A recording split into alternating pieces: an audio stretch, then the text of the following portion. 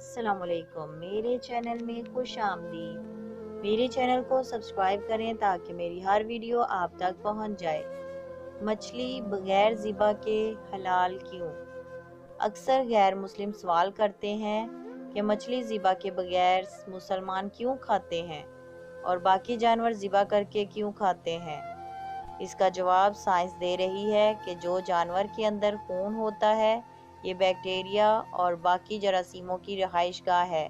جب ہم جانور ذبح کرتے ہیں تو دل اور دماغ کا رشتہ ٹوٹتا نہیں، دل زندہ رہتا ہے اور جسم کا سارا خون ذبح کی ہوئی شریانوں سے باہر نکل جاتا ہے۔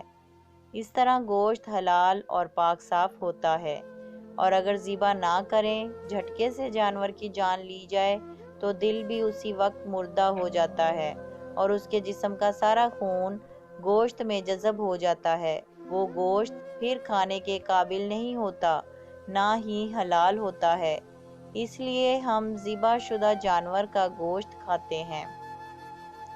مچھلی کو ذبح کرنے کی ضرورت ہی نہیں پڑتی، کیونکہ مچھلی جیسے ہی پانی سے باہر آتی ہے تو اس کے پورے جسم کا نظام اللہ کے خاص نظام کے تحت چینج ہو جاتا ہے۔